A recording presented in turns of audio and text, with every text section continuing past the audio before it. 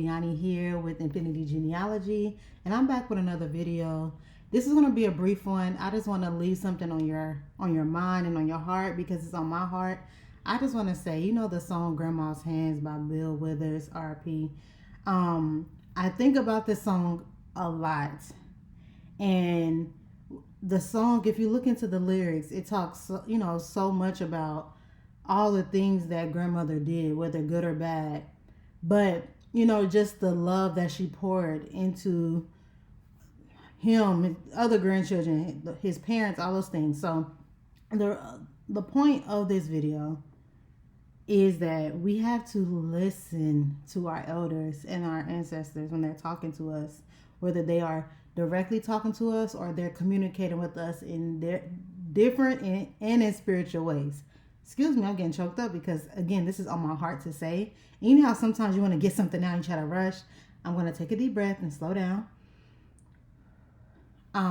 But I definitely wanted to just remind us that we have to listen to our ancestors and our elders. They have been through things that we had known nothing about. That is not our experience.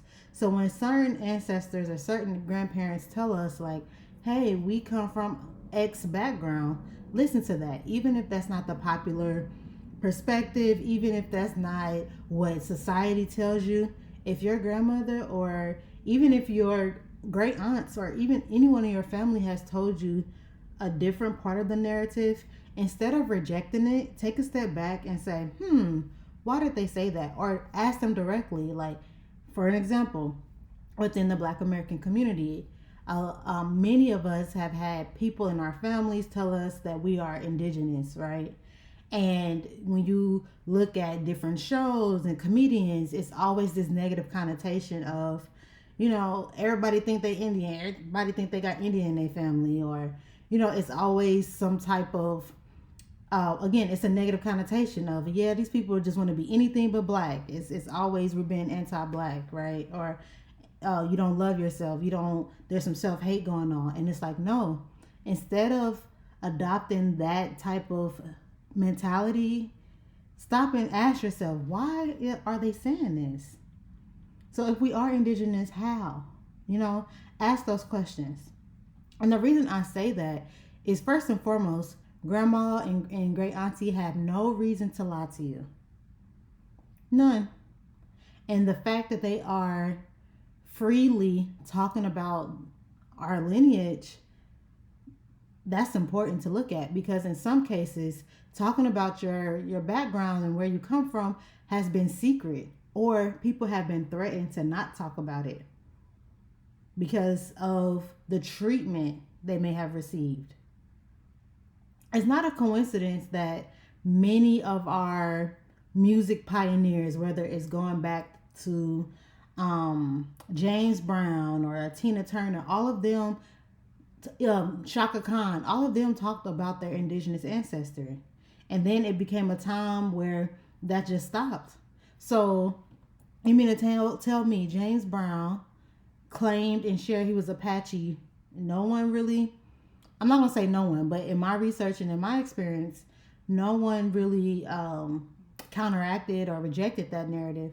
But all of a sudden, as the years and generations go by, now someone with a darker hue says, hey, I have indigenous lineage, or I found some records. Everyone is like, oh, you just been anti-black, you just hating yourself. No, I am learning about me and all the parts of me that have been hidden. And the more you do research, the more you will find that, again, a lot of our ancestors were told that they should not talk about this. You cannot talk about this. You cannot identify this way. And it's so funny, too, because at the same token, there are some elders who rejected the term black. They didn't like that term. They wanted to stay whatever language that was being used at that time, which 9 times out of 10 was Negro or colored. And they were just like, we're going to keep that. And now that there are many delineation conversations happening, many people are starting to realize that, oh, those terms were specifically for us and talking about our direct lineage and ancestry here in the United States. It does not include others who may look similar to us, but are not from here. And so, as we continue to have these delineation conversations, and to me, it is not a divisive conversation. It is more so of a ethnic pride conversation. I want us to think back to all the things that our grandparents and again aunts and uncles, great grandparents have shared with us, and start to look at it from an inquisitive perspective versus a I'm gonna reject that, because why would grandmama say that? You know, I want us to really think about that and to be the person in the family who's going to do the research. I will have more videos getting deeper with articles and all that stuff. But for me, I am a storyteller. I am a narrative based um, channel. Yes, believe me, we're going to do some hardcore research. We're going to look. There's some videos on here already that goes into some research, but as we are continue to learn and grow, I want us to have these open conversations. Grandma's hands has been with us and will always be with us. So again, listen to what she's saying. Try to understand why she said what she said. She may even have some documents that she never shared because no one shared or showed interest. Even when I think about my own family history, on my mother's dad's side, his mother, the oral tradition is that his mother was indigenous but got dismembered from her family because she got with a black person. All right, so and she herself was a darker person, darker toned. And I heard this story my whole life, and the more I'm doing research, I'm finding little tidbits. I'm finding people's names on dolls rolls, and I'm like, wow, this is okay. Maybe grandma wasn't lying, right? But again, why would she need to lie? There's no reason. The last thing I will say before we get out of here is yes, writing things down is so important because that is easy. That can be passed down from generation to generation so easy. But please remember that oral tradition is as equally as important. We need both. We need to hear the stories from our elders, and we also need it written down. We need both.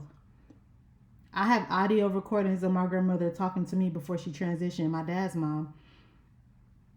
And I love that. And I've been trying to transcribe some of it just so it can be passed down. So as you continue to hear these stories, record the audio of it and share it somewhere or type it up, transcribe it.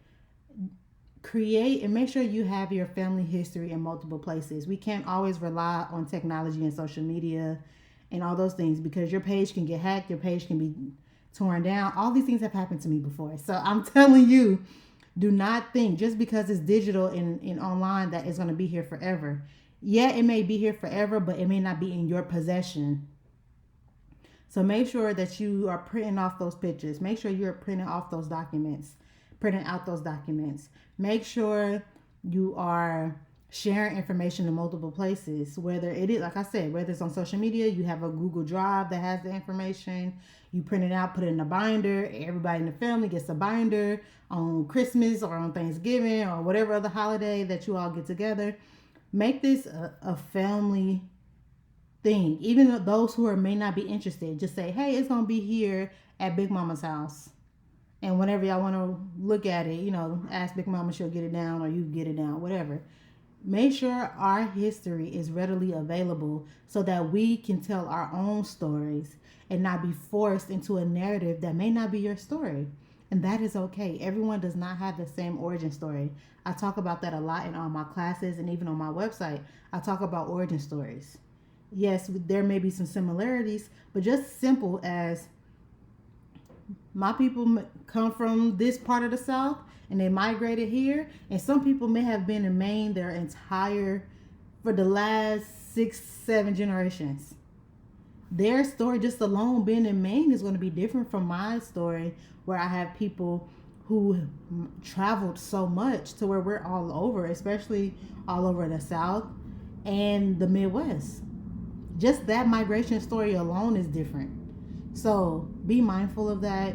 Again, grandma's hands, grandma's words, grandma's love will never fade. And if you still have your grandparents here, please take advantage, have these conversations. And if they say, no, I don't have no indigenous blood, say no. Take it. Listen to it. If she say, yeah, because so and so and so and so, right, start taking your notes. But let's get our ancestors and our elders talking, even though for some of them, again, this may be a difficult conversation to have because of the constant name changes that have happened, or the fact that records and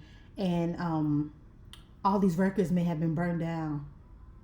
These things are true, and again, I will get into that on a later video. Thank you all so much for being here today. Please like, comment, share, and subscribe. As I said earlier, this was on my heart to share and to say, so I'm sharing it with you. Have a good one. Bye.